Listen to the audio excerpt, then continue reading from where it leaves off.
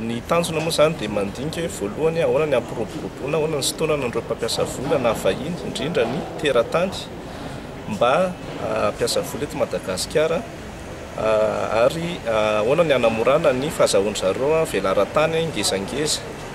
Voakasika ao anatin'izany ny sehiperinan'ny fambolena, ny fiompiana, ny jona, dia ny fizahan-tany sy ny ataontsika hoe ny indostria.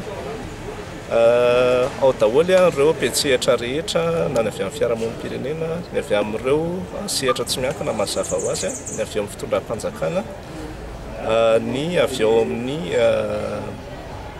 mpamatsy vola sy ireo mpiara-pombolantoka.